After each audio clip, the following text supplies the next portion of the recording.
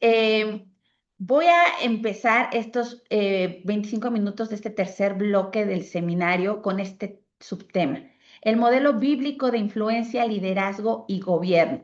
No alcanzo a ver la cámara de todos, pero me gustaría saber quiénes vinieron al seminario con su Biblia, nuestro libro de texto más importante, a ver si en algún momento abro cámaras para poderlos ver. Pero aquí está Deuteronomio 16:18. No tuerzas el derecho, no hagas acepción de personas, ni tomes soborno, porque el soborno ciega los ojos de los sabios y pervierte las palabras de los justos. La justicia, la justicia seguirás, para que vivas y heredes la tierra que Jehová tu Dios te da. Muchos dicen que la Biblia no tiene nada que ver con el gobierno y la política. Sin embargo, la palabra gobierno y autoridad aparece más de 105 veces de manera explícita a lo largo de los 66 libros canónicos. Y vamos a ver cómo la Biblia es el modelo principal para poder nosotros aprender y enseñar sobre influencia, liderazgo y gobierno. No hemos presentado el perfil profesional de cada uno de los ponentes, pero cada uno, Artemio, Tony y su servidora, hablamos desde nuestra formación profesional y su servidora, como egresada de filosofía, para mí es muy importante sentar las bases de un estudio bíblico. Entonces, en su momento, Tony mencionó que hubo un libro que él tradujo, que es para niños de 9 años, que le abrió el panorama, y este es el libro que él tradujo y que me regaló, que se llama ¿Qué dice la Biblia sobre eso? Un currículo de cosmovisión bíblica para niños, para edad de 9 y más, de Kevin Swanson. Y este libro justamente resuelve estas preguntas. Habla de epistemología, el estudio de la verdad, de metafísica, el estudio de la realidad, y de ética, el estudio de lo correcto y lo incorrecto. Entonces, muchos cuando nos acercamos al conocimiento científico, sea de ciencias naturales, ciencias sociales, queremos una base desde la cual partir. Entonces, este seminario se lanzó a través de la Academia Cristiana de Estudios Políticos porque esta es nuestra base para el estudio. Hay quienes van y pagan colegiaturas altísimas en las mejores universidades públicas y particulares de México y de habla hispana, y van y encuentran pues todo tipo de enseñanzas con distintas bases. Aquí nosotros, a la hora de preguntarnos qué es la verdad, vamos a responder es Cristo. ¿Qué es real? Es lo que Dios ha creado para nosotros. ¿Existe lo correcto y lo incorrecto? Sí. Y hay una base para el bien y el mal y está en la Biblia. Entonces nosotros reconocemos de entrada que Jesucristo es el camino que nos va a enseñar qué es lo real, qué es lo correcto y lo incorrecto. Es la verdad sobre la cual se va a fundamentar todo conocimiento y es la vida. Y fuera de él nadie va al Padre. Entonces, esta es la base desde la cual vamos a partir en nuestros estudios siempre, desde una cosmovisión cristiana bíblica, donde Dios es la fuente de toda verdad, Dios es la fuente de la realidad, Dios es la fuente del bien y es la fuente de toda autoridad, hablando específicamente de gobierno. Y voy a dar a conocer 6 principios bíblicos de influencia y de gobierno y de liderazgo. Y tanto Tony como Artemio mencionaron continuamente Génesis. Y justamente en la Biblia tenemos 66 libros que ninguno se contradice, todos se reafirman. Desde el Génesis hasta el Apocalipsis vemos una cosmovisión cristiana bíblica que se reafirma todo el tiempo. Entonces, desde Génesis vemos cómo el hombre recibe una autoridad delegada, donde viene en Génesis 1:26 al 28, Dios dijo, hagamos al hombre a nuestra imagen, conforme a nuestra semejanza, y señoré en los peces del mar, en las aves de los cielos, en las bestias y en toda la tierra. Esa palabra señorear habla de autoridad. Y los bendijo Dios y les dijo, fructificad y multiplicaos, llenad la tierra y sojuzgadla y señoread. Aquí tenemos 3 versículos que los invito a que ahorita que estamos iniciando el año y que vayan a leer nuevamente su Biblia, subrayen todas aquellas palabras que tienen que ver con autoridad, con gobierno, y se van a sorprender de cuántas veces se enseña desde el Génesis hasta el Apocalipsis. Y aquí hay una clave. Este texto es fundacional de la autoridad humana. Dios no gobierna directamente la creación material, sino que le delegó el gobierno al hombre. Lo hizo a su imagen con este mandato, un gobierno responsable, ser capaz de administrar lo que tiene a su cargo, rendirle cuentas a Dios, que esto es lo que a muchos no les gusta, rendir cuentas. Y aquí nace este principio de autoridad delegada, no autónoma, y es básico. Si ustedes van a estudiar ciencias políticas con una cosmovisión cristiana bíblica, este es un principio básico que no les van a enseñar en ninguna universidad secular. Segundo principio, la autoridad exige autogobierno moral. En Génesis 2:15 habla de mayordomía y responsabilidad.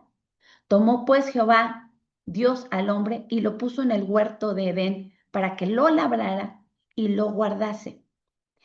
Entonces aquí está la clave, la autoridad no es dominio arbitrario.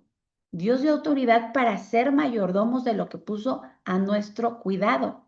Entonces, labrar y guardar implican un trabajo disciplinado, implican que Él va a proteger lo que tiene a su cargo, implica orden. Y este autogobierno moral también lo podemos ver en Génesis 4, cuando Dios se da cuenta de que Caín y Abel están ofreciendo sus ofrendas y en un momento, en el versículo 6, Génesis 4:6, Dios le pregunta a Caín, ¿por qué estás tan enojado? ¿Por qué te ves tan decaído? Y le dice, serás aceptado si haces lo correcto, pero si te niegas a hacer lo correcto, entonces ten cuidado. El pecado está a la puerta, al acecho y ansioso por controlarte, pero tú debes dominarlo y ser su amo. Aquí está hablando de esa capacidad que Dios nos dio a los seres humanos de autogobernarnos, de controlarnos, de dominar nuestras naturaleza pecaminosa, nuestro instinto a hacer lo malo y de ser el amo. Sin embargo, sabemos la historia, Caín no se controló, no se dominó y atentó contra su hermano.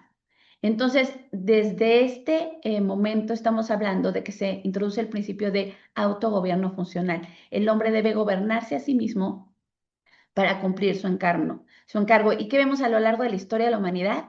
Pues la historia de cómo el ser humano no se autogobierna y las consecuencias de que no se autogobierne y de que el pecado se enseñoree de él, lo controle y tengamos la situación actual. Otro principio de la autoridad humana debe tener límites. Viene en Génesis 2, del 16 al 17, una ley moral y límite de la autoridad. Y mandó Jehová Dios al hombre diciendo, de todo árbol del huerto podrás comer, mas del árbol de la ciencia del bien y del mal no comerás.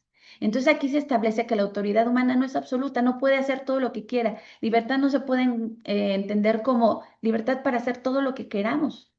Hay una ley moral objetiva que es la que Dios dispuso y este autogobierno debe estar subordinado a la ley de Dios, porque sin ley no hay un verdadero autogobierno, solo arbitrariedad.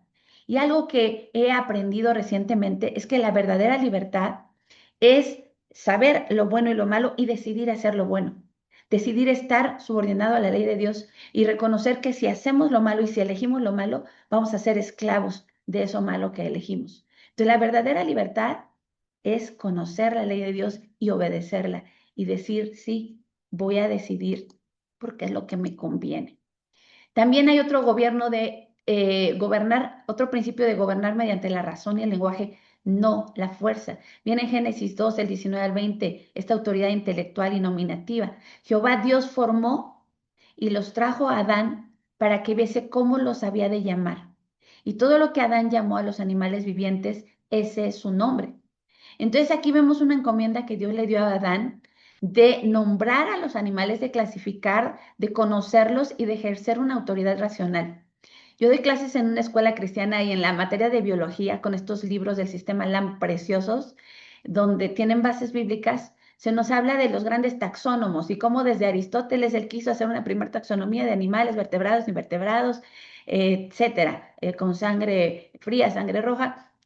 Y a lo largo de la historia, todos los grandes taxónomos hasta llegar a Whittaker, a Wood. Y nosotros vemos en Adán esta encomienda de ser una primera taxonomía, una primera clasificación de los seres vivientes. Y esto es que Dios permite que Adán participe activamente en el ordenamiento del mundo, pero es un gobierno mediante la razón y el lenguaje, no por la fuerza. Y eso es la política. La política es el arte de gobernar por medio de la razón y el lenguaje, el entendimiento, el diálogo, los acuerdos y no por la violencia y la fuerza. Entonces, esta es una capacidad que Dios le dio al hombre desde el inicio. Siguiente principio, el pecado distorsiona pero no anula el mandato de gobierno. ¿Qué pasó en Génesis 3 del 6 al 7? Hubo un quiebre del autogobierno y vio la mujer que el árbol era bueno para comer y comió y dio también a su marido. Entonces, ¿qué pasó aquí? El pecado no eliminó la autoridad delegada, la corrompió. El hombre dejó de gobernarse conforme a Dios y ¿qué pasó? Se volvió autorreferencial, desordenado, necesitado de redención. Y desde entonces esta naturaleza caída y pecaminosa tiende a que nosotros seamos nuestro propio Dios, pongamos nuestras propias reglas a nosotros, a nuestra familia, al mundo y pues que impere la ley del más fuerte, del que puede gobernar por la fuerza a los demás de una manera autorreferencial, donde el hombre es la medida de su propio poder, fuerza, autoridad, de forma desordenada, caótica y por supuesto nosotros sabemos que el ser humano es necesitado de redención. Este pasaje en Génesis explica por qué el gobierno humano posterior requiere límites, ley y corrección. ¿Por qué? Por lo que ya nos explicaron mis antecesores, Artemio y Tony, el poder absoluto corrompe absolutamente. Entonces, por eso es que la Biblia desde el Génesis nos habla de un gobierno limitado, porque el ser humano se corrompió y si no tiene límites va a causar mucho daño. Entonces voy a hacer este recuento de estos 6 principios que emergen del Génesis. Muchos dirán, bueno, el Génesis Antiguo Testamento ya no tiene que ver con nosotros, los cristianos, del Evangelio. Bueno, aquí justamente Génesis no podemos decir que es un tratado político, pero define el marco, establece límites y proporciona axiomas. ¿Qué son los axiomas? Es una proposición o principio fundamental que se acepta como verdadero sin necesidad de demostración. Entonces, este primer principio habla de soberanía divina. Se niega el absolutismo humano, es decir, que la autoridad humana es derivada, no es originaria, es delegada, no es autónoma, es condicionada, no es absoluta. ¿Y qué pasa con todos aquellos que niegan a Dios, que niegan este fundamento de la verdad, que niegan estos principios bíblicos? Pues que consideran que el hombre es fuente de toda autoridad y gobierno, que su autoridad es autónoma, es absoluta y por eso hacen lo que hacen. Entonces nosotros como cristianos vamos a reconocer que ningún gobierno humano puede reclamar soberanía plena porque solo Dios es soberano. El segundo principio de autoridad delegada, donde se invalida el poder total, justamente lo vimos en Génesis 2:15, para que lo labrara y lo guardase. Se le dio autoridad al hombre, pero con una razón, un mandato funcional y específico, no general y absoluto. Entonces se le van a pedir cuentas de su administración, de la protección que debió dar a lo que él tenía bajo su autoridad y de cómo preservó el orden. Entonces, cuando la autoridad excede su función, lo que hace es usurpar la autoridad que Dios le delegó. El tercer principio que vimos, esta ley previa, es el fundamento del constitucionalismo, que también lo mencionaron mis antecesores. Entonces, aquí, antes de cualquier institución humana, de cualquier estado o nación moderno, de cualquier raza, pueblo, tribu, nación, sabemos que ya existe una ley y que Dios la dio en el corazón y la conciencia de todos los seres humanos y que la puso por escrito en los 10 mandamientos que le dio a Moisés. Y que cuando vino Cristo, lo que hizo fue reafirmar este mandamiento y resumirlo en 2. Amarás a Dios por sobre todas las cosas y a tu prójimo como a ti mismo. No invadió esa ley, sino que la reafirmó. Entonces, los gobiernos caídos de este mundo no pueden crear una ley moral que deje de lado esta ley previa. No pueden redefinir el bien y el mal porque lo van a hacer de forma incorrecta, como lo hemos visto. Al bien le llaman mal y al mal le llaman bien. Entonces, el hombre debe de estar sujeto a una ley superior y este es el fundamento del Estado de Derecho, la ley divina, no el Estado y sus leyes malas. Y este cuarto principio, el autogobierno. Esto reduce la coerción política. Entonces, Adán se le enseñó a gobernar sobre la creación, a gobernarse a sí mismo y a obedecer voluntariamente. Entonces, nosotros los que somos padres sabemos que a nuestros hijos les enseñamos esta capacidad de autogobernarse y cuando son muy pequeños les cuesta trabajo, pero conforme van creciendo en su conocimiento, en su capacidad, en su madurez, pueden irse autogobernando cada vez de mejor manera. ¿Y qué pasa cuando alguien llega a una edad adulta de 30, 40, 50 años y no se sabe autogobernar? Pues es terrible las consecuencias. Y a nivel político, pues vemos a una generación que depende de lo que diga papá Estado porque no es capaz de autogobernarse. Entonces, el quinto principio, el pecado exige controles y límites. ¿Por qué? Porque el pecado introdujo desorden, violencia, abuso de poder. Y si nosotros no redefinimos la fuente de autoridad, entonces el gobierno va a tener pues demasiado control y va a terminar pues siendo un nuevo Dios como es el estatismo, que quiere controlar todo porque los individuos no son capaces de controlarse a sí mismos y porque pues si no se reconoce a Dios como la fuente de autoridad, como el soberano, como la fuente de toda ley, el Estado va a querer tomar ese lugar. Este sexto principio, estas esferas múltiples donde Dios nos pide gobernar la familia, el trabajo, la propiedad, la iglesia. ¿Y qué pasa con estos gobiernos actuales? Quieren gobernarlo todo, quieren centralizar todo el poder. Entonces, este estudio que estoy compartiendo se fundamenta en el Génesis, pero nosotros vamos a poder ver a lo largo de la Biblia cómo se ejemplifica en toda la historia del pueblo de Israel, en toda la historia de la humanidad. Lo podemos reafirmar en pasajes como Éxodo 18, que ya lo mencionaron, Deuteronomio 17, 1 Samuel 8, Romanos 13, que lo que hacen es desarrollar todo esto que he mencionado. Y lo podemos ver en estos esquemas.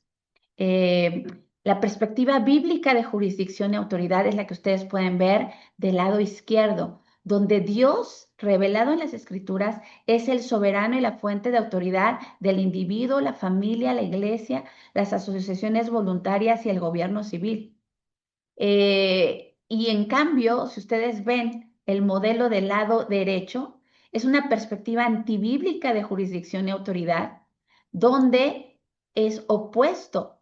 El gobierno civil se plantea como la autoridad y jurisdicción sobre la mayoría de las áreas de la vida. Tiene un poder y autoridad ilimitados, fuera de toda proporción y jurisdicción, y gobierna por encima de individuos, de familias, de iglesias, de asociaciones voluntarias. ¿En nombre de qué? Pues de que no hay una sola verdad, toda verdad es igual, hay muchos caminos hacia Dios, cada cabeza es un mundo, todo es relativo, entonces ahí aprovecha el gobierno para tomar ese vacío de poder y de autoridad.